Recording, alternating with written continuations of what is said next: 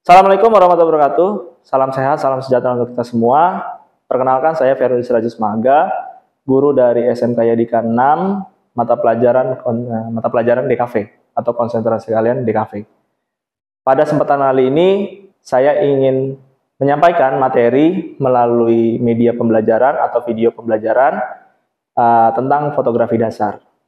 Fotografi dasar ini menjadi sebuah elemen di desain komunikasi visual karena materinya sangat penting untuk dikuasai anak-anak, terutama dalam menciptakan karya visual yang sesuai dengan mereka potret. Untuk fotografi dasar ini tujuannya untuk menghasilkan foto yang mempunyai pesan yang tersampaikan sesuai dengan objek yang mereka foto, terutama dalam hal teknis dan juga konsep dan juga komposisi yang sesuai dengan standar atau materi dari fotografi. Pada kesempatan kali ini juga saya menjelaskan tentang segitiga fotografi atau segitiga exposure. Kita perkenalan dulu dari segitiga fotografi atau segitiga exposure ini. Pada kesempatan ini definisi dari segitiga fotografi atau segitiga exposure ini merupakan pengacuan pada teknis komposisi yang memanfaatkan pengaturan segitiga elemen dalam bingkai untuk menciptakan keseimbangan dan juga ketertarikan visual.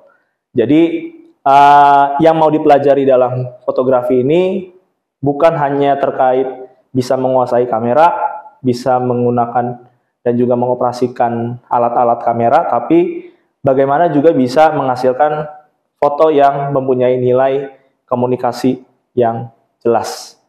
Kemudian dari definisi kita lanjut dalam apa sih pentingnya fotografi, ya. Pentingnya kita menguasai segitiga fotografi atau segitiga exposure ini meningkatkan kemampuan kita sebagai fotografer untuk menyusun gambar secara efektif. Hal ini membantu dalam mengarahkan perhatian pemirsa dan juga memastikan bahwa foto yang dikomunikasikan tersampaikan pesannya, ya. Artinya apa yang difoto dan juga apa yang dijelaskan oleh sang fotografer itu harus sesuai dengan yang sudah dibuat melalui karya visual. Misalkan kita lihat di gambarnya seperti ini, ya. Apa artinya dan apa maknanya? Kenapa foto itu berwarna black and white? Itu pasti punya makna tersendiri. Kenapa ada objek seperti itu? Mungkin mempunyai pesan yang berbeda, ya. Pesan yang berbeda artinya ada seorang perempuan dengan penampilan glamor dan juga ada seorang anak laki-laki yang berpenampilan sederhana. Mungkin dari foto ini bisa menjelaskan mempunyai dua sisi yang berbeda, ya. Mempunyai dua sisi yang berbeda, perbandingan antara orang yang mempunyai gaya hidup yang tinggi sedangkan orang yang mempunyai gaya hidup yang sederhana. Kemudian kita lanjut dalam konteks sejarah dari segitiga fotografi ini mengacu pada seniman seperti seorang Leonardo da Vinci. Prinsip-prinsipnya telah berevolusi tetapi tetap menjadi salah satu bagian integral dari praktik fotografi di era modern saat ini. Kita tahu bahwa sekarang fotografi itu sudah maju pesat. Zaman dulu kita tahu sejarah dari fotografi itu menggunakan kamera film, tapi kita sekarang sudah menggunakan media digital, artinya kita bisa menyimpan hasil foto, hasil gambar itu melalui sebuah memory card, ya. Itu perbandingannya saja. Itu perbandingan dari kamera film ke kamera digital. Selanjutnya kita beralih ke tiga jenis dari segitiga fotografi atau segitiga exposure. Yang pertama adalah aperture atau diafragma.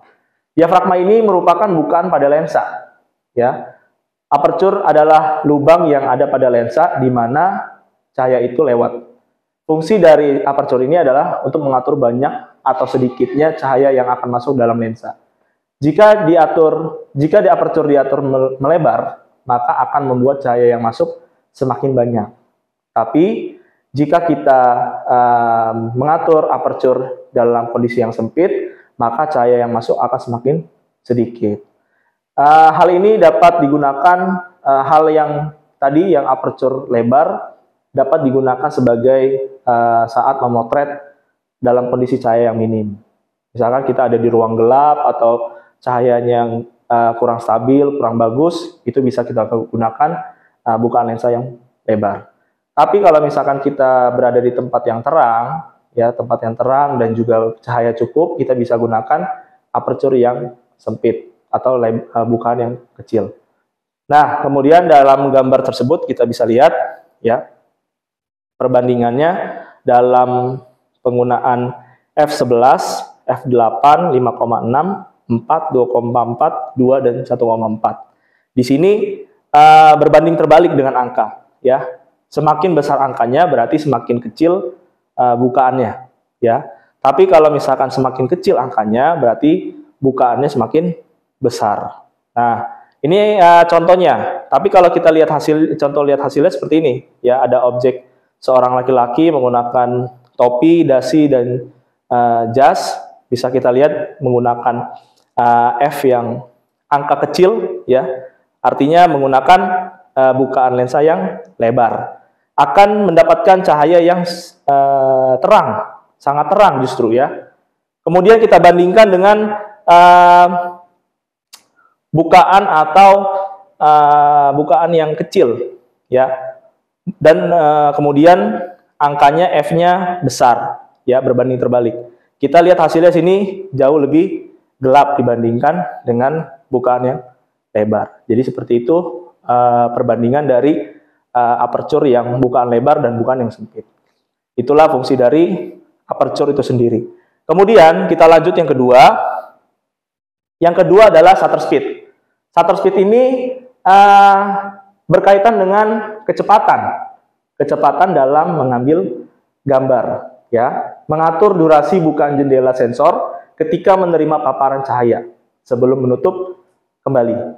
Semakin lama shutter speed yang terbuka, maka semakin banyak juga intensitas cahaya masuk ke dalam sensor, sehingga menghasilkan foto yang lebih terang. Shutter speed diukur dengan satuan S atau second dan juga dinyatakan dalam 1/500, 1/250, 1/125, 1/160, 1/60, 1/30 sampai ke 1/2. Kita bisa lihat contohnya seperti gambar di samping saya ya. Dalam penerapan shutter speed yang tinggi 1/500 itu menghasilkan objek yang detail. Tapi minimnya, kekurangannya adalah kita tidak bisa melihat bahwa objek tersebut bergerak ya, karena gambar yang dihasilkan itu menggunakan shutter speed yang tinggi, jadi movementnya tidak ada, tidak terlihat efek movementnya ya. Dibandingkan kita menggunakan shutter speed yang rendah, ada efek movementnya, tapi minimnya gambar mungkin akan lebih kurang jelas, kurang detail seperti itu. Jadi penggunaan shutter speed ini tergantung kebutuhan. Kira-kira mau difokuskan ke objeknya kah atau ke movementnya? Kalau kita misalkan fokusnya ke movement, berarti kita bisa gunakan yang shutter speed rendah. Tapi kalau kita mau fokusnya ke objek, ya kita bisa gunakan shutter speed yang tinggi. Kemudian itulah dari fungsi shutter speed, ya. Kemudian ini contoh dari shutter speed, ya tadi juga hampir sama. Menggunakan shutter speed rendah seperti yang baling-baling ini ada efek movementnya, ya. Dibanding kita tidak menggunakan jika kita menggunakan shutter speed yang tinggi tidak akan terlihat pergerakan movementnya. Selanjutnya kita akan membahas tentang ISO. ISO adalah tingkat sensitivitas cahaya terhadap kamera.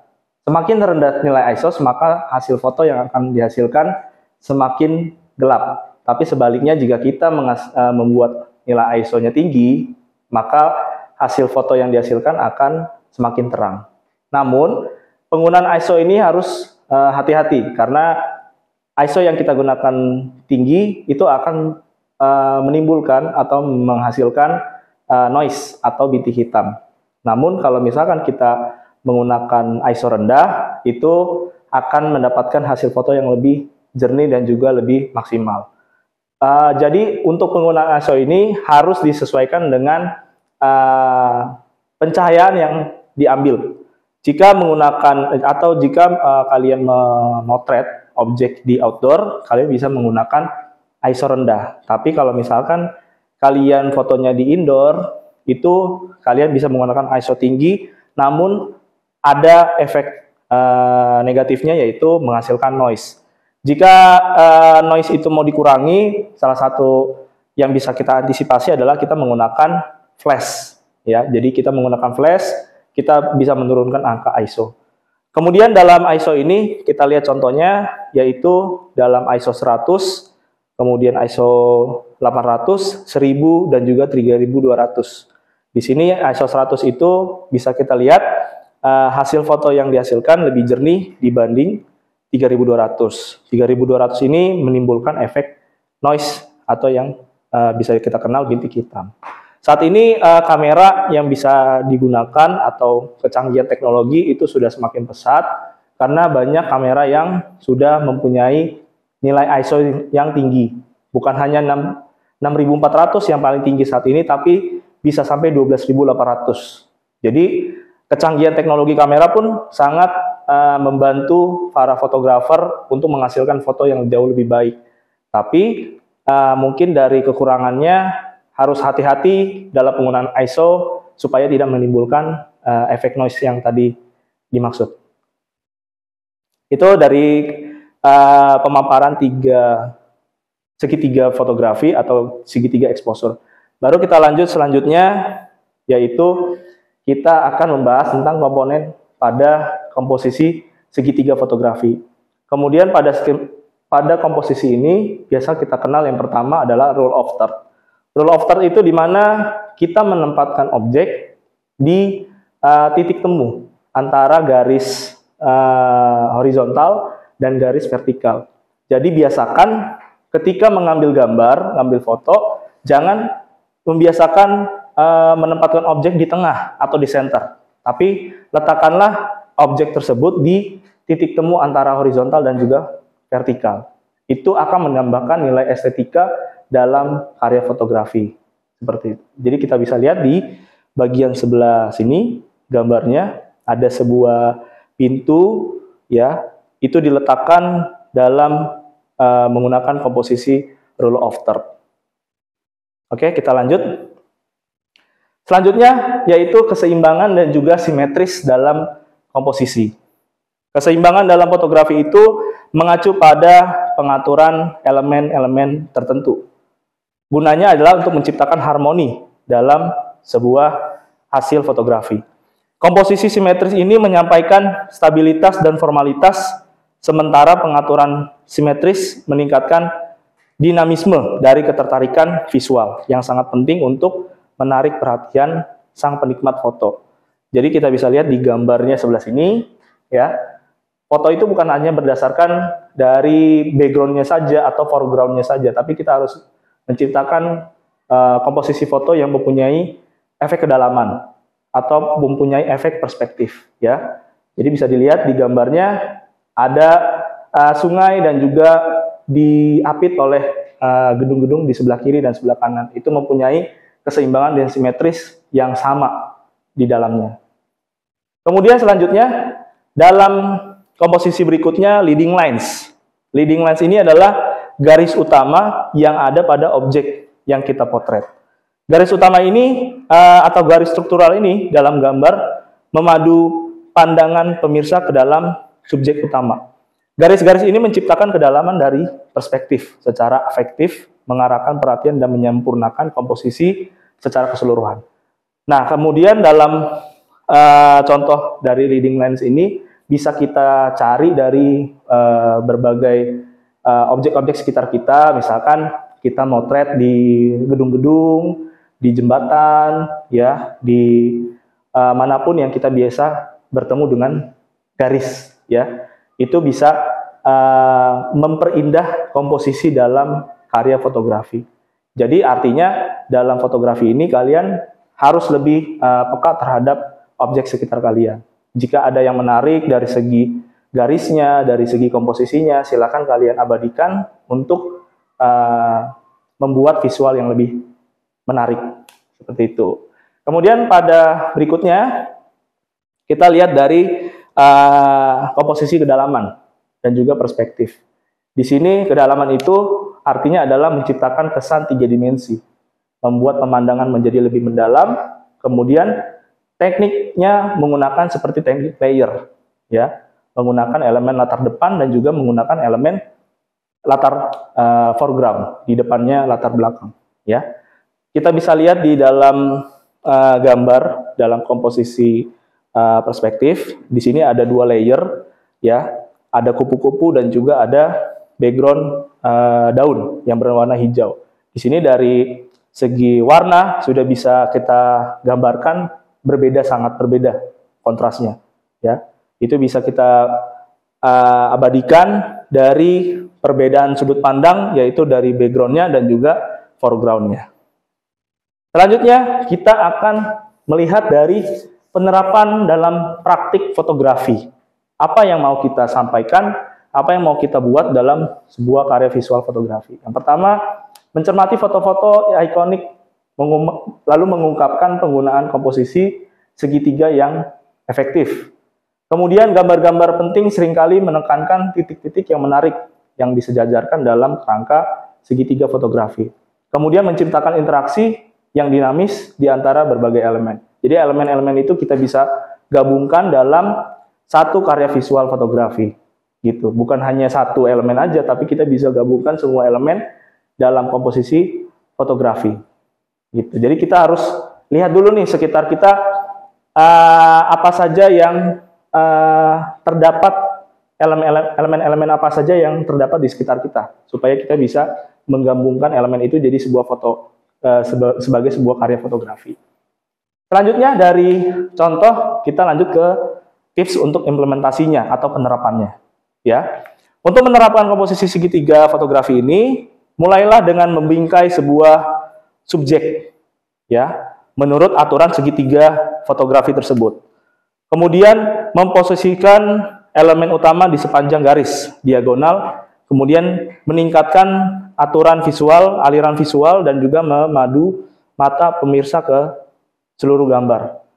Jadi mulailah untuk bisa mengcapture atau mengabadikan elemen-elemen yang ada di sekitar atau lingkungan kalian. Kemudian selanjutnya, nah ini seringkali kita mengalami kesalahan yang justru harus kita hindari untuk menciptakan karya visual fotografi. Karena kebanyakan fotografer itu mengabaikan pentingnya keseimbangan dalam komposisi segitiga fotografi. Artinya kita memang harus bisa menyeimbangkan momen dengan teknis, ya. Artinya momen itu memang langka. Misalkan kita memotret orang, objek yang bergerak, orang yang berlari misalkan. Dia mungkin nggak akan lari 2 kali ketika kita memotretnya, ya. Tapi kita juga harus pintar menginisiatif bagaimana teknisnya kita itu bisa menghasilkan hasil yang bagus, gitu. Jadi kita harus memadupadankan antara momen sama teknis, seperti itu. Jangan sampai kita kehilangan momen karena kita tidak menguasai teknis, seperti itu. Kemudian kenapa kita tadi memerlukan menghindari kesalahan dari menghasilkan fotografi tadi, kita supaya menghasilkan gambar yang lebih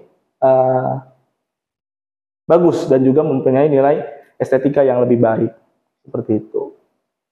Selanjutnya, variasi kreatif. Komposisi segitiga dapat diadaptasi secara kreatif dengan melanggar aturan tradisional. Menggunakan sudut yang tidak biasa atau elemen pelapisan dapat menghasilkan perspektif untuk memancing minat dan emosi. Artinya, buatlah karya visual yang beda daripada yang lain, ya. Karena apalagi tadi yang saya disampaikan, kita mengabadikan sebuah momen. Momen itu artinya tidak akan terulang kembali, ya, tidak akan terulang kembali. Makanya kita harus memikirkan bagaimana kita mempunyai karya fotografi itu yang mempunyai nilai kreatif, seperti itu. Jadi harus diasah kreativitasnya. Selanjutnya, oke. Latihan praktik yang bisa kita gunakan agar kita melatih kepekaan dan juga teknisnya kita. Misalkan kita bisa melakukan sebuah latihan memotret sebuah objek ya selama kurang lebih 30 hari ya. Kita misalkan berada di sekolah, berada di lingkungan rumah ataupun di lingkungan sekitar kita bisa memotret selama waktu 30 hari. Misalkan satu hari satu foto. Berarti untuk 30 hari kita bisa menghasilkan 30 foto. Artinya apa? Itu untuk melatih kepekaannya kalian untuk bisa membuat karya visual itu lebih bagus lagi. Dan tidak hanya menguasai teknis, tapi juga bisa mengungkapkan apa yang difoto, apa yang kalian abadikan, apa yang kalian capture. Bisa kalian komunikasikan apa arti dari foto tersebut. Ya, jadi jangan hanya berpikir tentang segitiga fotografinya aja, tapi pikirlah tentang pesan yang mau disampaikan. Karena pesan itu yang lebih jauh lebih mahal dibandingkan teknisnya. Seperti itu. Oke. Demikian yang bisa saya paparkan terkait dengan segitiga fotografi. Inilah yang harus bisa dikuasai oleh anak-anak di jurusan DKV, khususnya dalam mata pelajaran fotografi dasar, agar menciptakan karya visual yang jauh lebih baik untuk kedepannya. Terima kasih atas perhatiannya kalian semua.